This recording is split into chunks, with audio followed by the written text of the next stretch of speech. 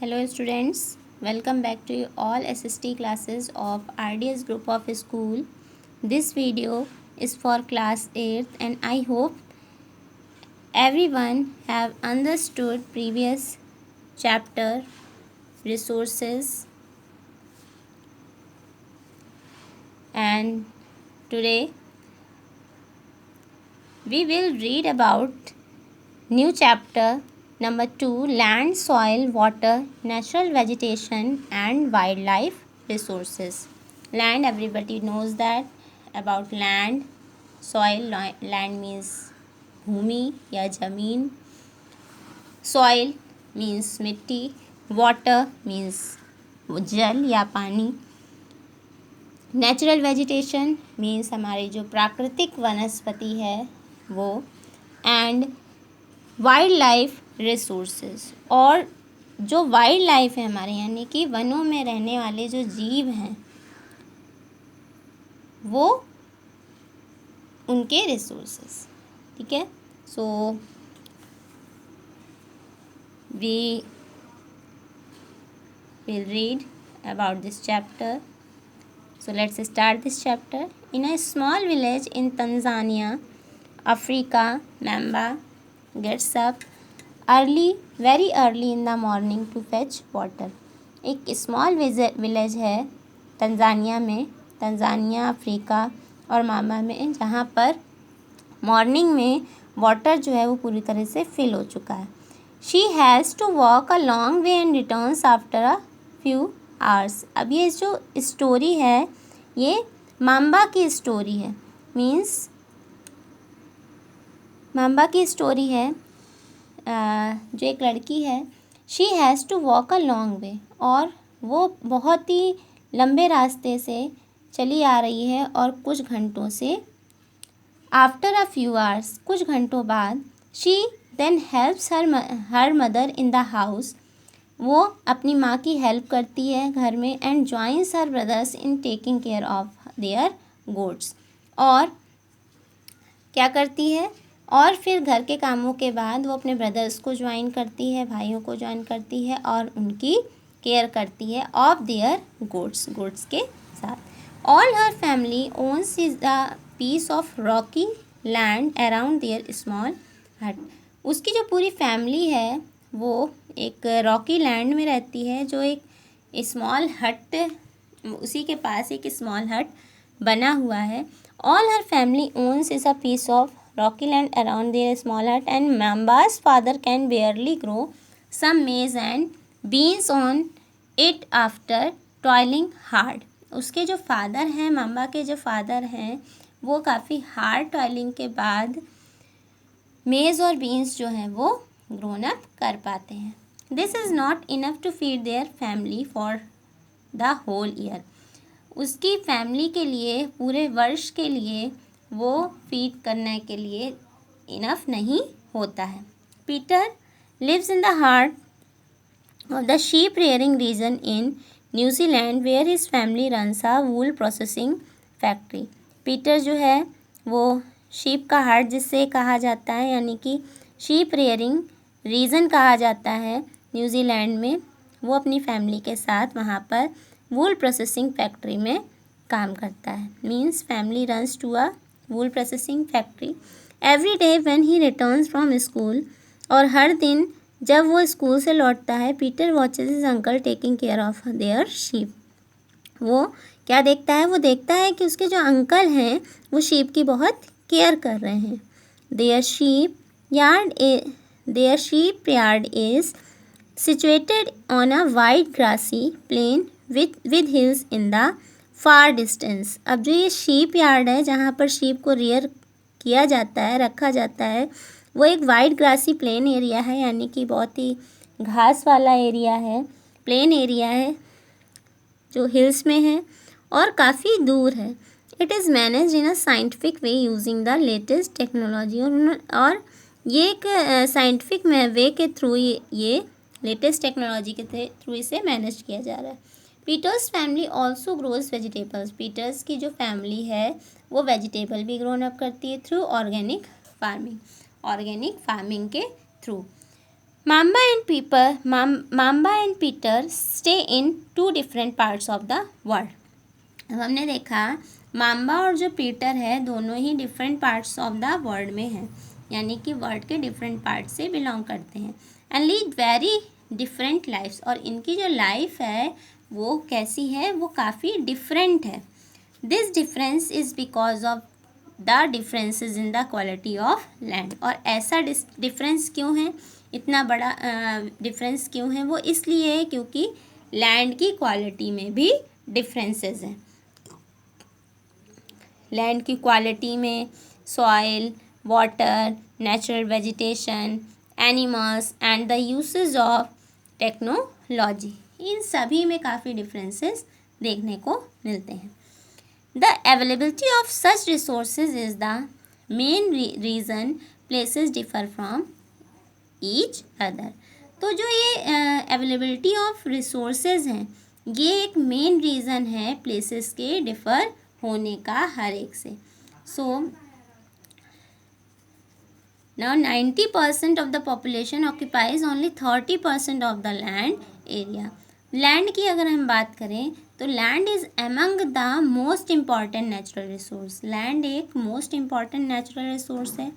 It covers only about 30% of the total area of the earth's surface and all parts of this small percentage are not habited. और इसका 30% of the total area जो है earth surface को cover किए हुए है, और पूरा जो पार्ट है इसमें एक स्मॉल परसेंटेज है जिसमें हैबिटेट नहीं है. The uneven distribution of population is different parts of the world is mainly due to varied characteristics of land and climate. तो ये जो पॉपुलेशन का अनइवन डिस्ट्रीब्यूशन है ये वर्ल्ड के डिफरेंट पार्ट में देखने को मिलता है, mainly due to varied characteristics of the land and climate. यानी कि इसके जो करेक्टरिस्टिक्स हैं, इसके जो मेन क्वालिटीज़ हैं लैंड और क्लाइमेट के बेस पर है. The rug topography, steep slopes means rug topography में आपके लैंड भी आ जाएगा, सॉइल भी आ जाएगा, और आपकी जो भी जोग्राफिकल कंडीशंस हैं वो आ जाएंगी. स्टीप स्लॉप्स दिखेंगे ऑफ द माउंटेन्स में. लो लाइंग एरियाज़ दिखेंगे, मीन्स लो लाइंग एरियाज़ भी होते हैं जो सस्टेप्टिबल ऑफ वाटर में होते हैं, टू वाटर में होते हैं. Logging desert areas, thick forested areas are normally sparsely populated. और डेजर्ट एरियाज जो थिक फॉरेस्टेड एरियाज हैं वो नॉर्मली स्पार्सली पॉपुलेटेड हैं और इनहेबिटेड भी हैं. Plains are river and river valleys offer suitable land for agriculture.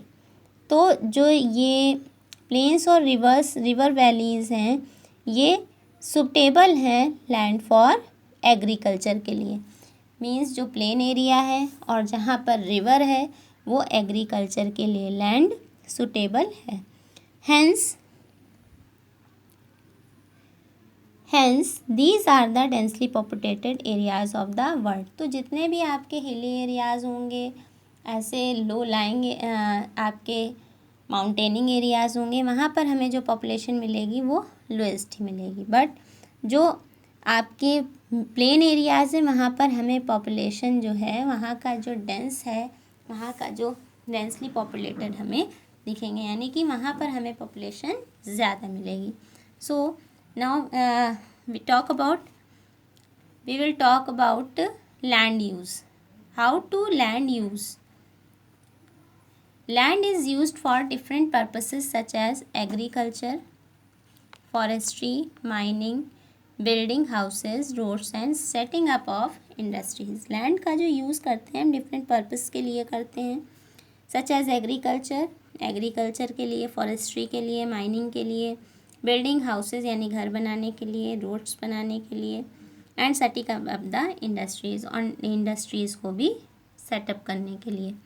This is commonly term as land is used. और इसे हम कॉमनली क्या कहते हैं, लैंड यूज़ कहते हैं, मीन्स लैंड का यूज़ करना. Can you list out the different ways to which members and Peter's family use their land. क्या आप ये एक लिस्ट बना सकते हैं जिसमें डिफरेंट वेज आप दिखा सकें मेम्बर्स और पीटर्स की फैमिली जहाँ पर वो लैंड यूज़ कर रही है। The use of land is determined by physical factors. Land का यूज़ जो है वो डिटरमाइंड बाय फिजिकल फैक्टर्स से होता है, सच एज वहाँ की topography, soil, climate, minerals and availability of water. Human factors such as population and technology are also important determinants. और human factors जो हैं like population and technology are also important. तो इसमें human factors में population और technology भी important हैं determinants of land use pattern, means land के pattern को बनाने के लिए. So we can see in this picture Salzburg in Austria. Notice in how many ways the land has been use in the above picture. अब हम देख सकते हैं ये एक सेल्सबर्ग है का एरिया है ऑस्ट्रिया में, और यहाँ पर जो लैंड यूज़ हो रही है वो किस तरह से यूज़ हो रही है। We can see in this table land use in selected countries. Land use किस तरह से सिलेक्टेड की गई है परसेंटेज ऑफ एरिया के according. Like these are the countries of the world: Australia, Brazil, Canada, China, France, India, Japan, Russia, UK, USA. Means हर जगह आपका जो लैंड का यूज़ है डिफरेंट बेसिस पर है। सपोज़ क्रॉप लैंड में सबसे ज़्यादा आप देख रहे हैं तो इंडिया का पार्ट है। पैस्चर, जहाँ पर पैस्चरल होते हैं, जहाँ पर चरवाहों का काम होता है, सबसे ज़्यादा ऑस्ट्रेलिया में हम देख रहे हैं कि 56 है। एंड फॉरेस्ट का यूज़ सबसे ज़्यादा जो हो रहा है वो जापान में हो रहा है। देन इसके बाद आप देख सकते हैं 66 में आपका ब्राज़ील में हो रहा है, और अदर यूजेस में कनाडा में सबसे ज़्यादा हो रहा है। So we find this according to this table about the percentage of that areas, like cropland 11% of the world, 26% of an area is in the world about pasture, and forest 31%, and other use 32%. So these are the countries about according to percentage of area land use in the world. So land can also be classified on the basis of ownership. land को हम ownership के base पर classify कर सकते हैं, like private land and community land. What is private land? Private land is owned by individuals. Private lands जो होती हैं वो खुद की होती हैं, इंडिविजुअली होती हैं। Community land is owned by the community और फॉर कॉमन यूजेस, और जो कम्युनिटी लैंड होती है वो कॉमन यूजेस के लिए होती है, जो कम्युनिटी के बेस पर होती है। Like collection of fodder, means fodder का कलेक्शन, फ्रूट्स का कलेक्शन, नट्स और मेडिसिनल हब्स का collection. These community land are also called common property resources. और ये जो कम्युनिटी लैंड होती है, this community land is called common property resources. People and their demands are ever growing but the availability of land is limited. अब people की demands के according ये दिन पर दिन ग्रो अप हो रही है, लेकिन अवेलेबिलिटी ऑफ लैंड जो है वो लिमिटेड ही है। The quality of land also differs, और जो लैंड की क्वालिटी है वो भी हर जगह प्लेस टू प्लेस जो है वो डिफरेंट है। People started encroaching the common lands in build up commercial areas, और पीपल ने अब क्या करना स्टार्ट कर दिया है, कॉमन लैंड को कॉमर्शियल एरियाज़ में बनाना स्टार्ट कर दिया है। Like commercial areas means industries, housing complexes in the urban areas and to expand changes in the land use. तो इस तरह से ये लैंड का जो यूज़ है इसमें चेंजेस दिख रहे हैं। Land use pattern also reflect the cultural changes in our society. और जो लैंड यूज़ का जो पैटर्न है वो भी रिफ्लेक्ट कर रहा है किसी कल्चरल सोसाइटी को चेंज कर रहा है, कल्चरल सोसाइटी को चेंज कर रहा है। Land degradation, landslides, soil erosion, desertification are the major threats of the environment. और ये जो लैंड यूज़ के जो डिफरेंट वेज हैं like commercial uses or housing complex made housing complexes in the urban areas, ये क्या कर रहे हैं, लैंड को डिग्रेड कर रहे हैं, लैंड स्लाइड्स कर रहे हैं एंड सॉइल इरोजन को भी कर रहे हैं। इससे ये इफ़ेक्ट्स पड़ रहे हैं, डेजर्टिफिकेशन हो रहा है, मेजर थ्रेट्स हो रहे हैं इन्वायरमेंट में because of expansion of agriculture and construction activities. क्यों? क्योंकि ज़्यादा से ज़्यादा एक्सपेंशन हो रहा है एग्रीकल्चर का और एक्टिविटीज़ हो रही हैं कंस्ट्रक्शन से की। So we can see in this picture about this land.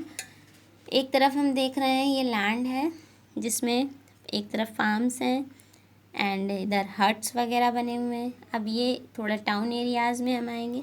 Change in land over use time, change, ये लैंड का जो यूज़ है टाइम टू टाइम जैसे जैसे बढ़ता जा रहा है ये चेंज होता जा रहा है। फर्स्टली आपने देखा ये पूरी तरह से विलेज है, अब ये धीरे धीरे टाउन में चेंज हो, यानी कि पहले हट्स हुआ करती थी, मट के हाउसेस हुआ करते थे। अब कुछ टाइम टू टाइम जब चेंजेस आए तो हमने क्या देखा कि घर जो बनने लगे, जो हाउसेस बनने लगे वो कैसे बनने लगे, पक्के घर बनने लगे। ओके, और यहाँ पर हमने देखा कुछ फैक्ट्रीज भी सेटअप होने लगी, मींस साइड में इलेक्ट्रिसिटी भी है। थर्ड में हम क्या देख रहे हैं, ये अर्बन एरिया हो गया, मींस यहाँ पर देख रहे हैं हम बैंक भी है, स्कूल भी हैं, कॉलेज भी हैं, घर भी हैं और रोड्स भी हैं एंड इलेक्ट्रिसिटी की पूरी तरह से सुविधा भी है। और इस पिक्चर में हम क्या देख रहे हैं, ये पूरी तरह ये लाइक मेट्रोपॉलिटन सिटीज़ टाइप बन गया है, जैसे कि यहाँ पर फैक्ट्रीज़ भी हमें दिख रही हैं, हमें फ्लैट्स बहुत सारे दिख रहे हैं और यहाँ पर रोड्स जो हैं, रोड्स भी बहुत ज़्यादा चल रही हैं। So this land is change over time. So I hope everybody have understood this topic about land use and land also. So watch video carefully. Thank you and have a nice day everyone.